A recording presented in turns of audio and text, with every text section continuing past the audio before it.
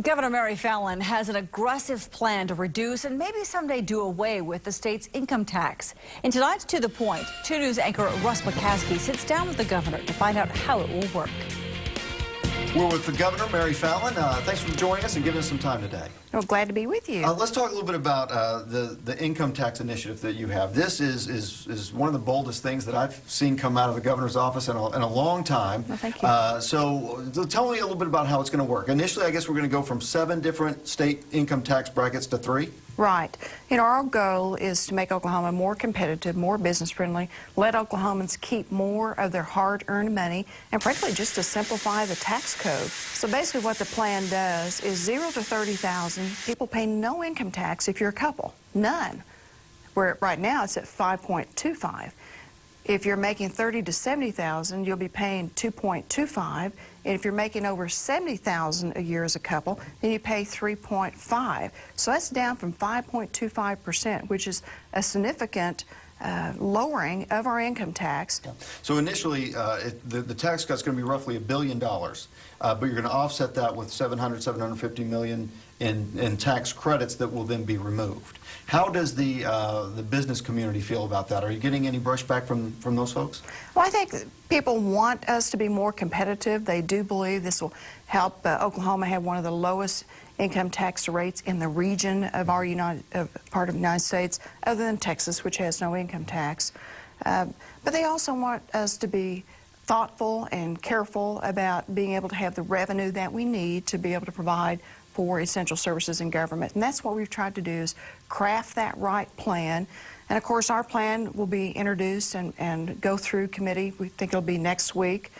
There are several other bills that have already been going through the process here at the legislature dealing with tax reform. Those ideas will all be discussed. My bill will be discussed. And in the end, something we hope will get done this year to really help us be more competitive.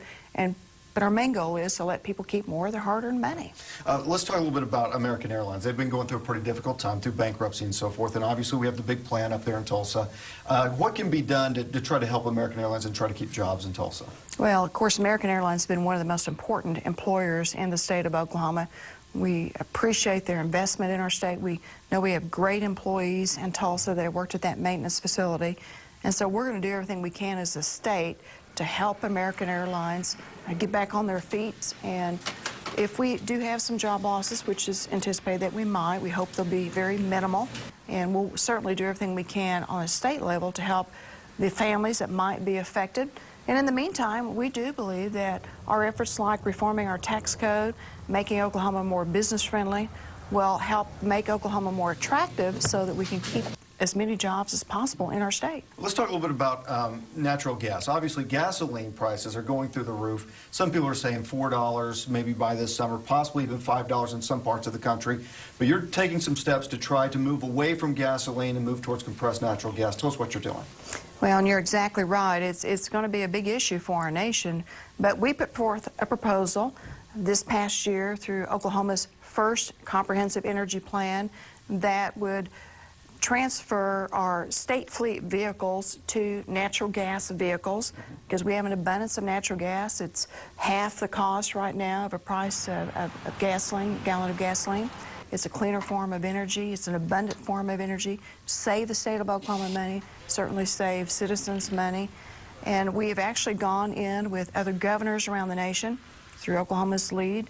And we now have 10 states that have signed an official memorandum of understanding so that myself and another governor, it's a Democrat out of Colorado, Governor Hickenlooper, can go to the U.S. automakers and say, look, states can lead the charge in producing American-made energy, using American-made energy, generating revenue and jobs back into our local economy and even back into, frankly, our state budgets. And talk to the U.S. automakers to try to convert our vehicles to natural gas. We're still going to use gasoline vehicles, but we can also use an abundant resource that we have in America that's a clean form of energy and lower cost, and that's natural gas. Right. Mary Fallin, thanks for joining us. Thank you.